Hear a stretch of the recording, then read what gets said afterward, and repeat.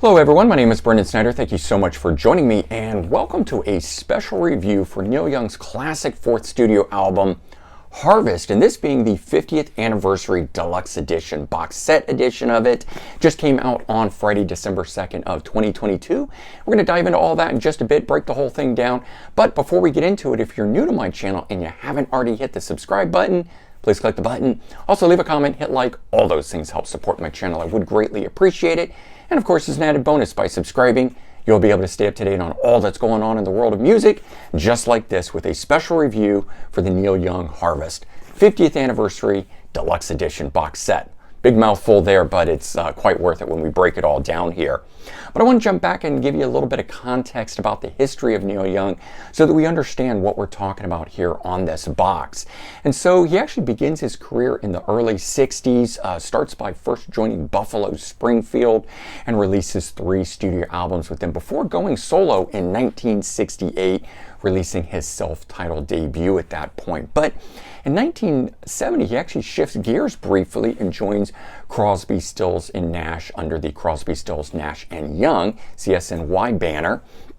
And they release an extremely successful album, Deja Vu. It's commercially, it's critically, the whole thing across the board does really well. I think it goes on to sell about 7 million copies in the US alone. But as a solo artist, Neil's success is just around the corner when he releases the 1972 classic album Harvest, the one that we're going to be talking about here today. And so for this album, he forms the Stray Gators, which was something a little different than, who he'd been recording with, Crazy Horse.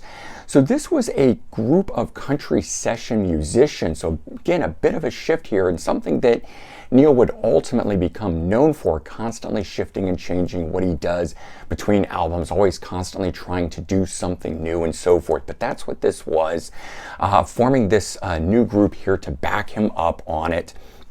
The album itself would prove to be a huge commercial success for Neil Young, going all the way to #1 on the Billboard 200 album chart. It would have a #1 single on it, Heart of Gold, and ultimately become the biggest selling album of 1972, and then go on to sell over 4 million copies in the US alone. And of course, there were other notable singles that came off of this as well, like Old Man and Neil and the Damage Done, amongst other songs on here, deeper album cuts and things that would become concert staples and so forth on here. But for the box set itself, we know the classic album, so I'm not going to get too in-depth into the album itself on here, but I do want to say that the remastered quality of this, or at least the version that they have within here, because they don't promote it as a brand new remaster, so I'm assuming it's the same ones that are out, like what you can see there behind me in the jewel case, but it does sound really good. So they didn't mess with it or do anything like that. And the first disc that's in here is just that, the Harvest album, straightforward. They don't tack anything onto it or change it in any way. So you get your classic album. The second disc that's in here is actually sort of the real meat and potatoes of this thing, the thing that's pretty cool here. And it's a BBC live concert. But what's cool about it is that it's just Neil doing it solo, an acoustic guitar with harmonica, no backing band, anything like that on here. And I have to say, there's actually some of the tracks that he does live as part of this that are more interesting to me than the ones that are on the album themselves.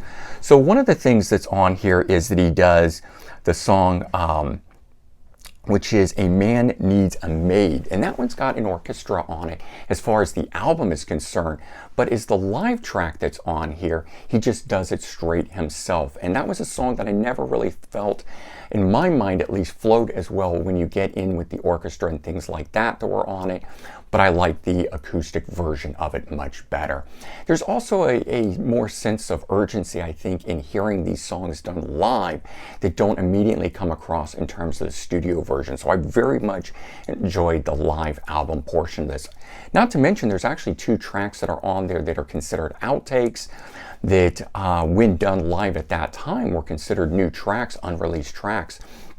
And so you get the songs performed live, Journey Through the Past and Dance, Dance, Dance. Now those 2 tracks turn up on disc 3 that's in here as session outtakes. And so we do get studio versions of those 2 tracks themselves. And then you add into that another one, which is the song on here, Fog of Loneliness, Bad Fog of Loneliness. So you do get 3 studio outtakes that are very cool on here, albeit they're all under 2.5 minutes. So unfortunately, with those tracks being so short on here, it just leaves you wanting more. Not a bad thing, but as one disc that only has those 3 tracks on it, it's about 7 minutes long total on there. And just by the time that you're about getting into it, you know, of course the thing ends and you want more. But that's the first 3 discs in this box set, and there's still 2 more discs, which are DVDs in here. So you get the live BBC concert itself as a video on the DVD. So you get both the audio quality, you get the video quality of it. That's always cool when you get both, but no matter which way you prefer to visually see something, or you want to just audio-wise hear something, you're getting both of that in this. And then the other DVD that's in here is a documentary that was shot about the recording process of this. And interesting, as Neil has been sort of doing more and more at his barn, which is he had just bought it right before the recording of this album here. So this is the first chance that you're getting to see him use it and get to know it and all of that sort of stuff here. And it's kind of fun going back now, all these years later, after him putting out an album that's simply called Barn with Crazy Horse. He's actually doing this here for the first time, and we get to get behind that and see those sessions and everything like that. So that's a very cool thing. But let's go ahead and take a look inside the box itself. So this is just a lift top style box that comes right off like this, and we get to see everything in there and things on top right there, a couple little things. This is just, he says, head on over to his website and visit him there. And this is the hype sticker that's on the front of it if you want to take a look at that, and just telling you what's going on with it being the 50th anniversary. I like to keep those. I did want to mention the whether it's paper or fabric, it's very nice quality material that's on the outside of this here. So it's not just a smooth type print. There's got some texture and things to it. And it gives it a very nice sort of old antique quality, which I very much like about what he did there. The other thing I have to say is I kind of like the size of this box. It's not overly done. It's not too big. It's not a huge book with the discs that are in there. It's individual sleeves for these things, and so right on top we get Harvest, and we get that as a gatefold in here, and then below it we'll get to the other ones in just a second, but we do get the original album itself as the gatefold just like that, and you do get the disc in the back side. No, it's not in a protected sleeve or anything, and then you get this on the inside, which is a lyric booklet, and pretty cool in and of itself, just the handwritten way and sort of old aged paper and that sort of stuff, which makes it very nice. And then, as I mentioned, you get the rest of the disc that's in here. Let's go ahead and pull that out, and we'll put the book down briefly, but I like these. You get the rest of the discs, and they're not in those fat cases. They're just very thin paper sleeves. Personally, I prefer that. A lot of these big oversized CD cardboard cases that he's been doing as of late, they don't really quite close right and everything. This one I have to say has been done very well. At least whoever put this thing together, nice, crisp, etc. But they didn't do that for all of them, so it's not overly done. This was the BBC in concert disc. And when you flip it over there, you see that it just lists the song tracks that are there. But the actual running order in terms of the CD, there's a lot of banter between Neil and the audience, and that comes in between those tracks, and that's actually individual tracks on the CD as it's playing. So if you want to skip past those the banter that's between there and just get to the songs, you can do it. It's not tacked on at the end or anything like that, so that's very cool. Quality of this live recording is stupendous. It is so good. I wasn't quite sure, what to expect there with it. Why had this thing never been released in all of this time? Don't know why. I'm glad to finally be getting it here, but really, really good quality. Here's the studio outtakes disc that has those 3 tracks on it that I mentioned.